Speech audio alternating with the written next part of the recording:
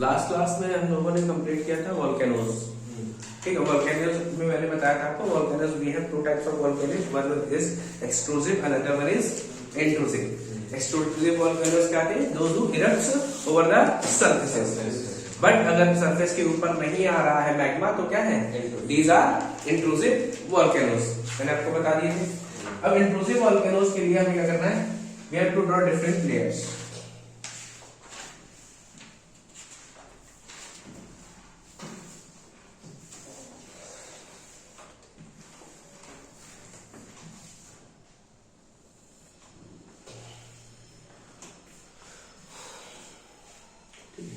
कुछ ऐसा स्ट्रक्चर हमको देखने को मिलेगा। अब इन्हीं के बीच में क्या होता है? मैग्मा भर। एक तो आपका ये कौन सी लेयर है? ये मेंटल स्टेनोस्फीयर की लेयर है। यहाँ क्या होता है? हमेशा मैग्मा भरे ही होगा।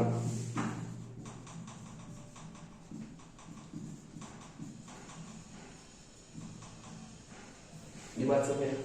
अब ये क्या करेगा? ये मैग्मा ऊपर की तरफ जाना शुरू होगा। जब ये मैग्मा ऊपर जाता है तो क्या होगा? यहीं पे भर जाएगा और भरने के साथ साथ ये डिफरेंट टाइप्स ऑफ फॉर्मेशंस बनाता है। एक फॉर्मेशन क्या है?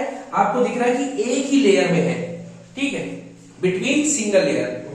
क्या है? Between single layer. और दूसरा तरीका क्या हो सकता है? यहां से कोई वोल्केनो निकला, एक लेयर और बनाते हैं पहले।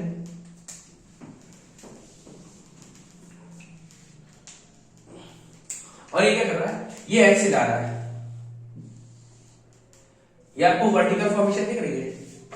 It is a vertical formation. एक लेयर को ब्रेक करते हुए और क्या कर रहा है? दूसरी लेयर में जा रहा है। And it is across the layers. कैसी होती है ये? अक्रॉस द लेयर होती है and it is vertical formation. दो टाइप की फॉर्मेशन आपको देखने को मिलेगी इंट्रूसिव वोल्केनोज में। एक कौन सी? वर्टिकल।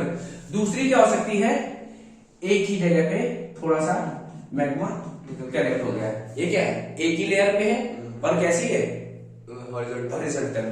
ठीक है, विद इन सिंगल लेयर। और इसी को क्या बोला जाता है? हॉरिजॉन्टल। ये बात समझ में? ठीक। फिर क्या होगा? अगर ये धीरे धीरे ऐसे बढ़ते जाएंगे और कभी कभी हो सकता है कि जब ये फटेंगी, फटने के बाद ये बनाती है क्या? Basaltic plateau.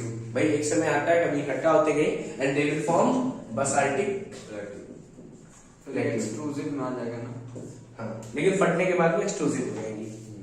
ठीक है। और कैनेडियन जो प्लेट्यू बना हुआ है वो इसी का एक एग्जांपल है। या हम बोलते हैं ये शील्ड वोल्केनोज बनाते हैं। शील्ड वोल्केनोज बनेंगे। कौन से वोल्केनोज? प्लेट्यू बनेगा तो शील्ड वोल्केनोज बनेंगे। ये तो तुम्हें पता ही है, बसाल्टिक प्लेट्यू या शील्ड वोल्केनोज। ये बात समझ में आ रही है? यहाँ तक कोई दिक्कत है? ठीक है। अब देखो है क्या, ये जो फॉर्मेशंस है वर्टिकल और हॉरिजॉन्टल्स। जो वर्टिकल, जब हम लोग फॉर्मेशन में पढ़ते हैं, वर्टिकल फॉर्मेशन एक ही टाइप की होती है जिसको नाम दिया जाता है डाइक्स। क्या नाम दिया जाता है? Dykes. Vertical intrusive volcanoes are known as dykes. ये बात समझ में आ रही है? तो क्या है? Intrusive volcanoes are the volcanoes which remains under the surface of earth. There are two types of formation, one is horizontal, another one is vertical. ठीक है। And the only single formation that occurs in vertical volcanoes that is dykes, that is across the layers. Then another one is the volcanoes within single layer. These are horizontal volcanoes. यहाँ पे क्या है? ये magma chamber एक बना हुआ है। क्या है ये? Magma chamber. अब देखो, जब ये खूब बड़ी सी तुमको दिख रही है, जब बहुत ज्यादा बड़ी एक सिंगल लेयर में, तो इसको बोलते हैं सिल। क्या बोलेंगे? सिल बोलते हैं। देखिए ये बहुत सारा मैग्मा एक लेयर में होता है। एक ही लेयर में दिख रहा है, एक ही लेयर में दूसरे लेयर में नहीं जाएगा। ये क्या है? हॉरिजॉन्टल है। अभी देखो इसमें और भी फॉर्मेशंस है। अगर ये क्या है? ये आपको ये तो दिख रही है। अगर ये शेप कैसी होगी? सॉर्सर शेप की। सॉर्सर ऐसे दिखते हैं ना, तो सॉर्सर शेप में होती। और यहाँ पे क्या भरा होगा? मैग्मा भरा। सॉर्सर शेप में हो और यहाँ पे भरा हो मैग्मा, तो इसको बोलते हैं लैपोलिथ। क्या नाम दिया जाता है? लैपोलिथ। लिथ। कोई दिक्कत? क्या बोलेंगे? लैपोलिथ। अभी देखो, एक ये फॉर्मेशन हो गई, एक ये फॉर्मेशन हो गई। ये क्या है? हॉरिजॉन्टल है। अब हॉरिजॉन्टल ये कैसे है? ये सपोज दैट ये इस तरीके से रहेगी। नीचे से वोल्केनो आया, मैग्मा गया ऊपर की तरफ, ऊपर जाके क्या हुआ? ये कलेक्ट हो गया, मशरूम लाइक शेप बना रहा है। ठीक है, इसको बोलते हैं लैकोलिथ। क्या बोलेंगे? लैकोलिथ। ये बात समझ में आ रही है? ठीक है, लैकोलिथ के बाद अब हमें क्या करना है? अभी देखो एक शेप और बनती है, वो यहाँ पे नहीं बनाते, अलग बना देते हैं सेपरेटली। सपोज दैट ये लेयर है, ठीक है, इस लेयर में क्या हो रहा है? कुछ ऐसे फॉर्मेशन बनी हुई है, सेपरेटली इसको बना सकते हो तुम लोग। ठीक, तो इसको बोलते हैं फैकोलिथ। क्या बोलेंगे? फैकोलिथ। कोई दिक्कत? तो क्या क्या बनाया आपने? लैकोलिथ बनाया, फैकोलिथ बनाया, ठीक है। अब जब ये फॉर्मेशन आपको ये दिख रही है, बहुत बड़ी फॉर्मेशन है, या इसको देख लो, ये भी क्या है? एक बहुत बड़ी फॉर्मेशन है। अब देखो सिंगल लेयर में हो लेकिन इतनी बड़ी ना हो, मतलब क्या है, अगर इसका एरिया 100-200 किलोमीटर तक तुम सिर्फ बोल दिया, अगर इट राइजेस या expends over thousands of kilometre, कितनी हो जाए? थाउजेंड्स ऑफ किलोमीटर हो जाए, तो इसे हम बोलेंगे पैथोलिथ। कितना हो? 1000 किलोमीटर। 1000 किलोमीटर। ये क्या होगी? 200 किलोमीटर। स्मॉलर रीजन में होगी ये। यहां तक कोई डाउट है अभी? डाउट हो तो रोक लो, बता देते हैं।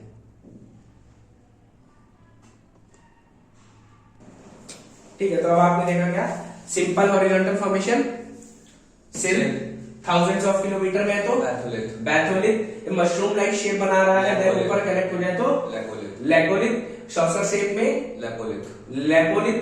ठीक है, अगर वर्टिकली क्या है? वेव शेप बना रहा है तो फैकोलिथ। और हॉरिजॉन्टल फॉर्मेशन एक ही बनाता है डाइक। अगर ये कभी भविष्य में ऊपर फूट के निकल गए तो क्या बनाएंगे? बेसाल्टिक प्लेट्यू या शील्ड वोल्केनोस। कैनेडियन प्लेट्यू इसी का एग्जांपल है। तो भैया हम लोगों ने वोल्केनोस कंप्लीट कर लिए हैं। ये हमारे डिफरेंट टाइप्स ऑफ फॉर्मेशन थे वोल्केनोस के। अभी देखो हमारे यहाँ क्या है, आपने अर्थ सरफेस के बारे में पढ़ा। तो अर्थ सरफेस में हमने क्या किया? We have different types of formation. अभी आपने क्या क्या फॉर्मेशंस पढ़ी है, अगर आपको याद हो कुछ?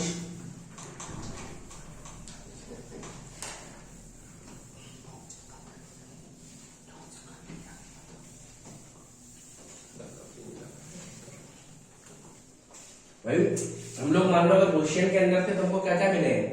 गुयाट, रिजेस, आइलैंड मिला, गुयाट मिल गया, रिजेस मिल गया, या सीमाउंट मिल गया। ठीक है, ट्रेंचेस भी मिल गए, गड्ढे गड्ढे। ठीक है, और क्या? फिर अगर ये ऊपर आ गया तो बड़े बड़े माउंटेन्स भी मिल गए। तो ये सारी फॉर्मेशन हमने पढ़ी थी। अब इन सब का कॉज क्या था? इनका कारण क्या था? These are formed due to forces.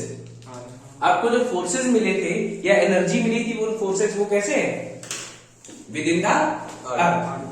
अर्थ के है, किसकी बात कर रहे हैं हम? एक तो अर्थ की बात कर रहे हैं, और क्या कर रहे हैं? चेंज किसका हो रहा है?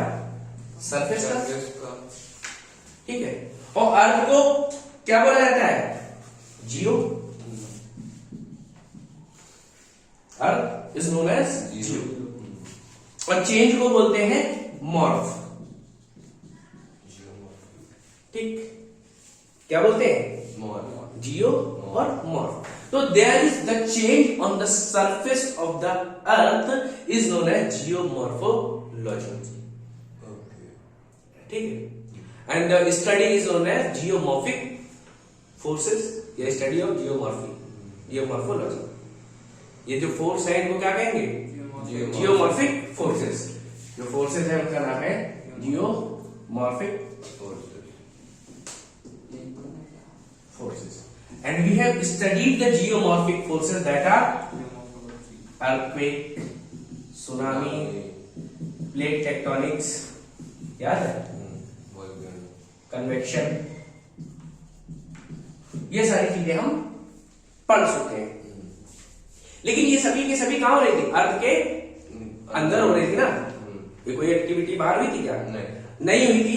तो ये जियोमॉर्फिक फोर्सेस है, दो कैटेगरी में डिवाइडेड है, one is endogenic, another is exogenic, and which occurs inside the earth are known as endogenic. क्या बोलते हैं उनको? एंडोजेनिक फोर्सेस बोलते हैं। तो एंडोजेनिक फोर्सेस हम कंप्लीट कर चुके हैं, hence we have completed the endogenic forces which helps in study of internal geomorphology of earth. कोई दिक्कत है? और दूसरे कौन से फोर्सेस होते हैं? एक्सोजेनिक। ये जियोमॉर्फिक फोर्सेस का दूसरा टाइप है, अनदर वन इज एक्सोजेनिक। अब हम लोगों को क्या करना है? इंटरनल फोर्सेस की हम बात कर चुके हैं, कंप्लीटली हमें इंटरनल फॉर्मेशंस कर चुके हैं। अब जो इंटरनल फोर्सेस हैं, दे कॉज, इन्होंने क्या किया था? ये हमारी सरफेस ऐसी नहीं थी, our surface was like straight line. अब स्ट्रेट लाइन में क्या हुआ? एंडोजेनिक फोर्सेस ने काम किया and we got this mountains, island, sea form, MOR, guyot, ridges and etcetera. ये सब मिला ना हमें, and all just because of endogenic forces. अब ये क्या हुआ? पहले सरफेस इवन थी, अब सरफेस कैसी हो गई है? अनइवन। अब इस सरफेस को अनइवन कर दिया जस्ट बिकॉज ऑफ किसने? एंडोजेनिक फोर्सेस ने। अब भैया इस सरफेस को इवन करना है, वो काम हम किससे करेंगे? एक्सोजेनिक फोर्सेस से। ठीक है, तो next class we will start with exogenic forces. कोई दिक्कत है?